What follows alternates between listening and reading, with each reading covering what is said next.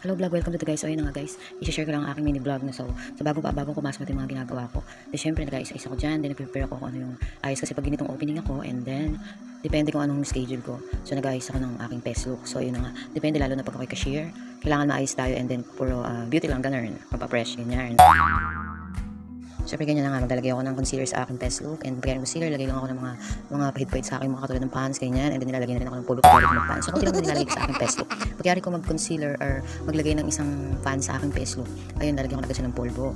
Pagkaya ko maglagay ng polvo, yun, diretso na ako sa pag-ayos ng kilay, and then mga pilik mata, ganun. Siyempre may pasiw-pasiw pa ako dyan, din siyempre nga meron ako dyan sounds habang naglalagay ako ng aking mga pahit-pahit sa aking best look, ayun, may pasiw-pasiw pa ako dyan. So ayun, maglalagay na ako sa aking best look ng aking eyeliner sa aking mata, yung pampasigla daw ng mata yan para medyo may dating naman pagkangingiti ka kahit yung mata na lang nakikita kasi lagi na tayo naka-face mask dyan. So ayun, ang pinakamahalaga nga din yung ngiti ng ating mga mata. Pinapakita ko nga lang yung mga gamit ginagamit. So ayun, pagkayari ko maglagay sa mata dyan, nag-blush na ako siyempre para medyo blooming kahit pagka medyo nakahubad yung ating face mask. Ayun, makita na medyo blooming tayo, pinch pa ating best look. Pagkayari ko maglagay nga dyan ng blush on, so try ko ng aking kilay. So yun, yung kilay ko na may pattern naman, medyo kinakapalan ko lang siya ng konti, sinusundan ko lang yung guhit ng kilay ko. So ayun, maglalagay pa ako ng Lip Therapy Rose Lips. So bago ko maglagay ng lip gloss sa labi, lalo na yung lipstick like that, yung so yun, lip tint nga ang pagkayari ko niya maglagay niyan. Lip tint naman ang ilalagay ko. Yung naman nilalagay, hindi ko masyado nag-lipstick, talagang lipstick talaga. So yun na, nakapagpilik mata na nga ako, and then pagkayari ko magpilik mata, itinaas ko siya. Iyon, nilagyan ko na siya ng mascara. So yun, para mas maganda at mas fresh ang ating look sa ating eye. Yun, nagpapaganda sa atin ang ating eye, di ba? Diyan na nga, hindi ko lang din yung itsura ko. So ayun, napukit pa nga ako dyan. So pagkayari ko nga, medyo lumagpas pa nga ang aking mga nilagay sa aking mata. So ang hirap din talaga siyang ayusan.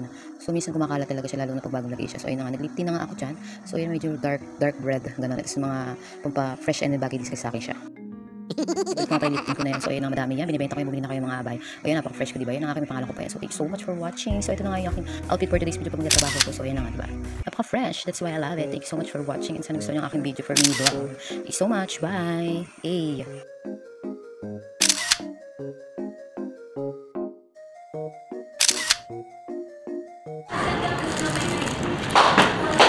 Yung pinakamasarap dyan, boneless. Boneless. Made on Tibena 2.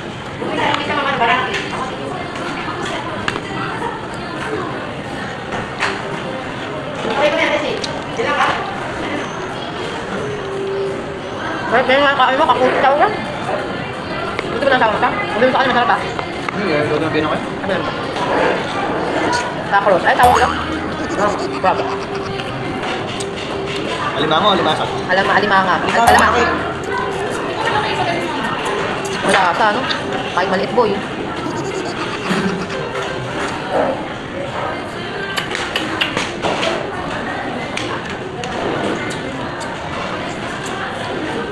Si Miss Yun na lang pala hindi kumakain, eh. Kaya nang yung magaling. Kaya nga. Tanong mo kaya? Tama. Hindi na tayo. Kasi matabang naman nakain.